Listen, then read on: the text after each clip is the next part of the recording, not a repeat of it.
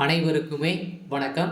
சற்று முன் கிடைத்திருக்கக்கூடிய ஒரு மிக மிக முக்கியமான செய்தி ஒன்று வெளியாகி உள்ளது. சற்று முன் 4000 கோடி மீண்டும் சிக்கிய செந்தில் பாலாஜி கதை முடிந்தது.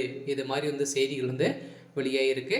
ஏற்கனவே பார்த்தீங்கன்னா டெண்டர் விஷயத்தில் சிக்கிய செந்தில் பாலாஜி இப்போ சமீப காலத்தில் ஒரு 400 கோடிக்கு மேலே பார்த்தீங்கன்னா ஊழல் செஞ்சிருக்காரு அப்படின்ற மாதிரி பார்த்தீங்கன்னா மக்களிடையும் நிறைய கட்சிகள் இடையும் பார்த்தீங்கன்னா நிறைய ஆதாரத்தோடு வெளியிட்டு இருந்தாங்க.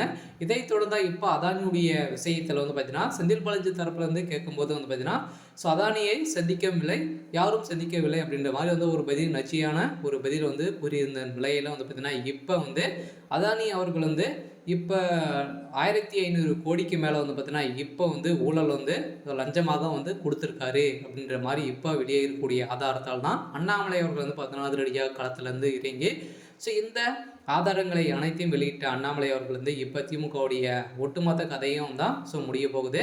இதை தொடர்ந்து ஏற்கனவே பார்த்தீங்கன்னா செந்தில் பாலாஜி அவர்கள் சட்டத்தை விரோதமான பண பரிமாற்ற வழக்கல் தான் சிக்கியிருக்கா இல்லையா. இதிலும் பார்த்தீங்கன்னா நிறைய ஊழல் செஞ்சு தான் ஒரு 451 நாட்களவே புழல் சிறையில் இருந்தார்.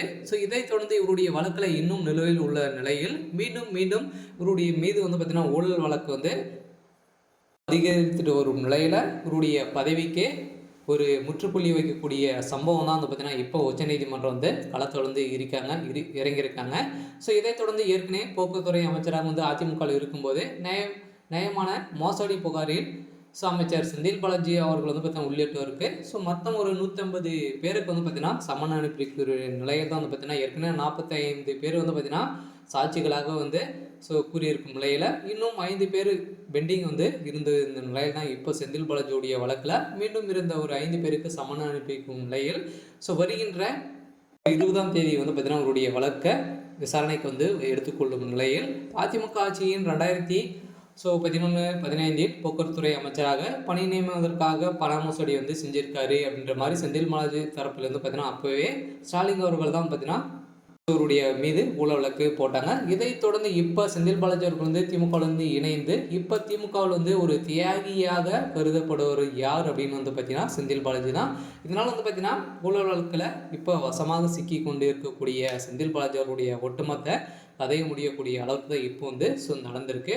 இதை தொடர்ந்து ஏற்கனவே 1000 பக்கங்களும் கொண்ட குற்றப்பத்திரிகையும் பார்த்தீங்கன்னா செந்தில் பாலாஜி அவர்களுக்கு குற்றப்பத்திரிகையும் கொடுத்துருக்காங்க.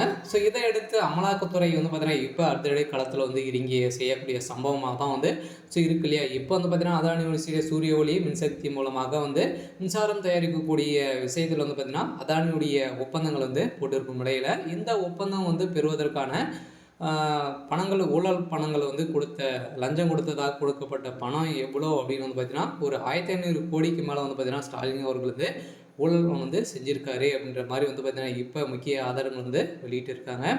இதன் அடிப்படையில் தான் திமுகவுடைய தலைமையகத்துக்கு ஒரு மிகப்பெரிய இடியாகவும் செந்தில் பாலாஜியுடைய கதையை முடிக்கக்கூடிய நிலை வந்திருக்கு. இதை இவ்வளோ ஊழல் பணங்களை அனைத்தையுமே திமுகவுக்கே கொடுக்கக்கூடிய செந்தில் பாலாஜி அவர்களை தான் தியாகி அப்படின்ற மாதிரி சொல்லி வருகிறாங்க.